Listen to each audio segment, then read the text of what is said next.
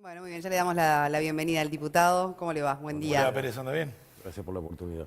Bien, un placer. Bueno, y en primer lugar, a propósito de su negativa a votar la ley de la reforma de la caja militar, hoy es noticia esta sanción que sería aplicada, ¿verdad?, al jefe comandante del ejército, Manini Ríos, y que está teniendo mucha repercusión, porque de alguna manera los argumentos que él públicamente argumentó en contra de esta ley son los mismos que los suyos, ¿no? ¿Cómo toma esta situación de posible sanción al jefe del ejército? Voy a ser breve en cuanto a la consideración de la sanción al comandante, porque si no, no voy a poder explicar por qué estamos de acuerdo con la reforma, pero no con algunos artículos que hay dentro de ella que lesionan particularmente al personal de tropa y a las clases. Ahora vamos a ir, ¿verdad?, a eso, pero ¿qué opina sobre la posible sanción? En primer lugar, es constitucional la decisión del Poder Ejecutivo en cuanto a que un militar no puede realizar determinado tipo de expresiones. Te puedes medir si la expresión es o no es tan grave o no tan grave, es harina de otro costal. Pero en realidad los militares no se pueden expresar públicamente sobre aspectos políticos porque están bajo bandera. Bien, vamos a escuchar igual cuáles eran las declaraciones de Manini Ríos a la radio. El programa Todo Pasa. Todo pasa, exactamente, ahora sí. Y Seguridad Social, Ernesto Murro, aseguró que el proyecto de ley que modifica el servicio de retiro y pensiones de las Fuerzas Armadas plantea una reforma generosa, gradual y beneficiosa para los militares, en particular para el personal de tropa. ¿Usted concuerda con esta mirada? Bueno, yo no puedo entrar en polémica con el señor ministro, no le puedo atribuir de ninguna manera al ministro mala fe, ni puedo ni siquiera creer, y no lo creo, que mienta a sabiendas. Simplemente creo que no está bien informado. Si el señor ministro agarra una calculadora, toma los términos de la ley y la realidad de un soldado nuestro, se va a dar cuenta que lo que yo digo es así.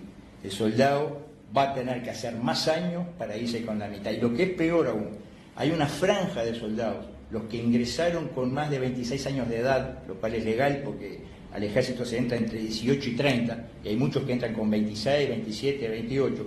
Los que ingresaron con más de 26 años de edad, que hoy tienen menos de 15, o sea que quedan agarrados en la nueva ley, o comprendidos en la nueva ley, ni siquiera van a tener derecho al retiro, porque los va a agarrar el retiro obligatorio a los 48 años de edad sin haber computado los años mínimos que exige esta ley que tiene media sanción. Entonces van a ser 20 y pico de años o 20 años de servicio y los mandan para la casa sin retiro.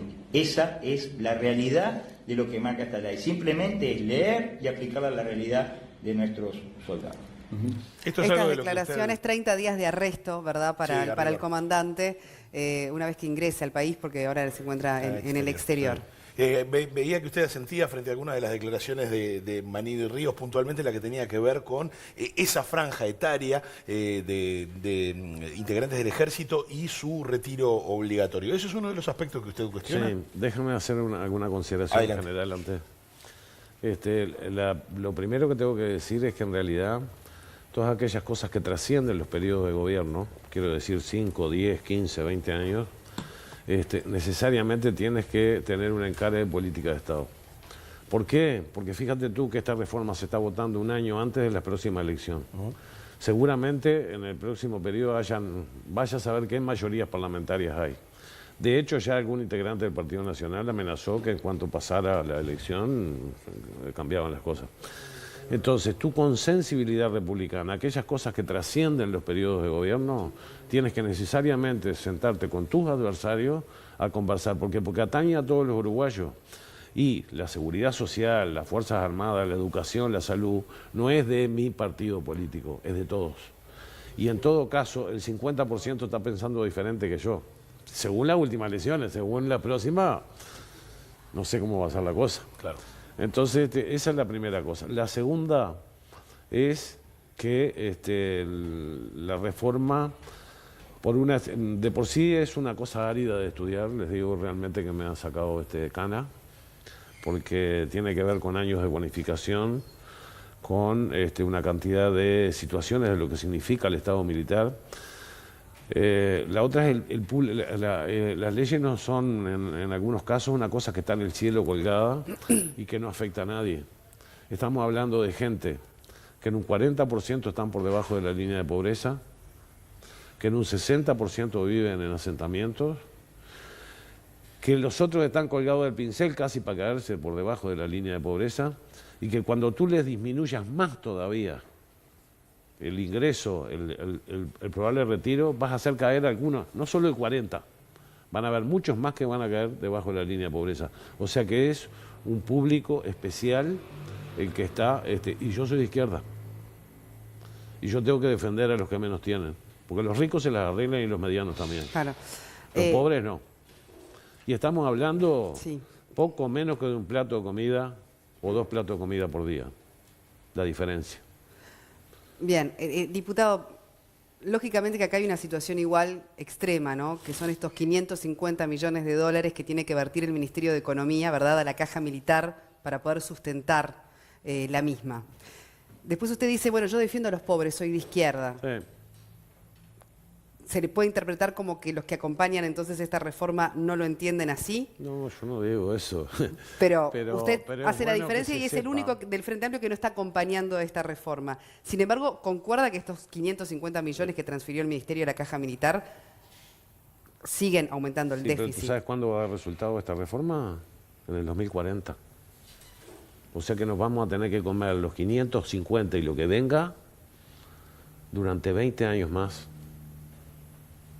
¿Sabían eso ustedes? No es que esto tenga efecto inmediato a partir de el año que viene y en el otro. Minga, el déficit fiscal ese del que habla y se marea la gente. No, tú tienes que seguir pagando porque constitucionalmente es un derecho adquirido y les vas a tener que seguir pagando. Lo que sí sucede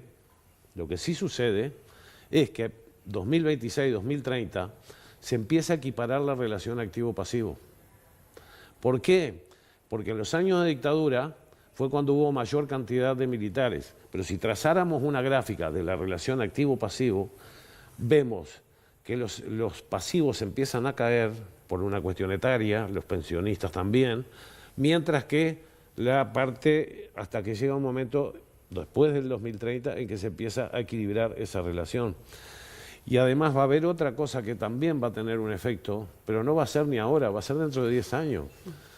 Un efecto que es la ley orgánica militar. ¿Por qué? Porque te disminuye una cantidad de cargos, entre comillas, coroneles, capitanes, etcétera, etcétera, que tienen una carga pesada, digamos, pero que también va a dar resultado en el futuro. Entonces, yo le quiero decir a los uruguayos que estos 550 van a seguir y van a seguir aumentando hasta que se dé esa situación de equilibrio entre la relación activo-pasivo con o sin reforma, no importa que no haya, se va a dar por una cuestión etaria de caída de un montón de gente. Pero usted dijo que está de acuerdo con que tiene que haber una reforma, Sí. que hay que estudiar definitivamente una reforma, que no está de acuerdo con algunos artículos. ¿Qué precisaría de tener esta reforma o qué habría que releer de esta reforma para que cuente con su voto? por Ahí ejemplo? viene una cantidad, las complicaciones, porque voy a ir a la situación ideal de una persona que entra con 18 años y se va a los 48.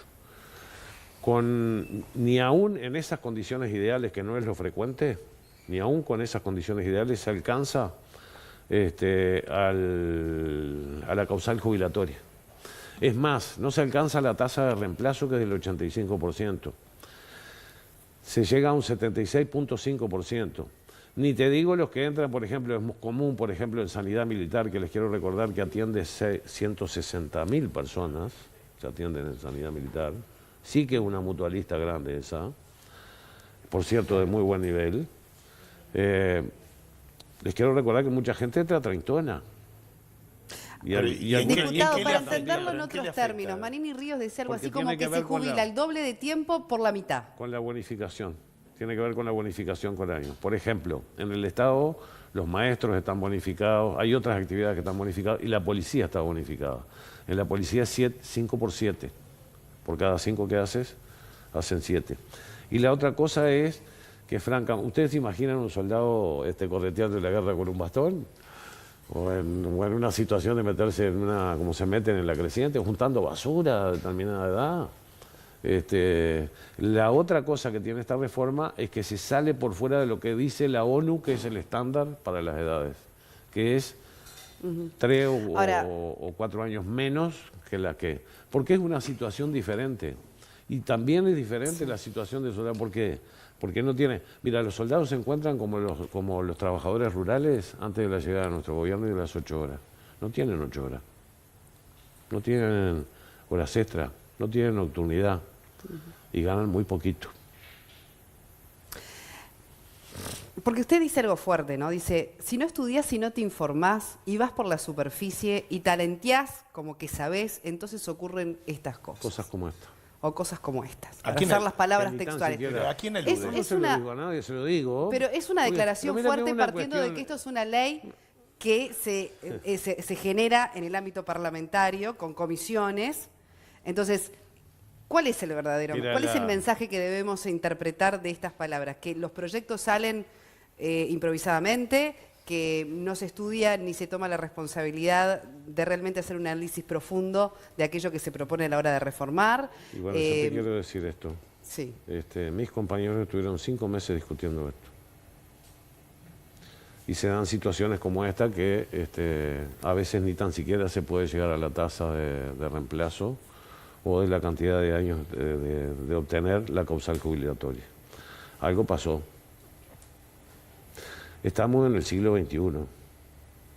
No podemos pasar 6 meses para discutir unos cuantos artículos y sacar, porque esto es de suma y resta. Tantos años bonificados, por tanto, pum, pum, pum. Bueno, yo no sé qué es lo que se discute en 5 meses y durante tanto tiempo. Yo no actúo así. Al pan pan y al vino vino. Mira, esto es así, así, y yo qué sé. Bueno, yo tuve una situación familiar en la que no estuve presente, pero además no me gusta estar horas y horas discutiendo. Y espera que voy a llamar al ministro.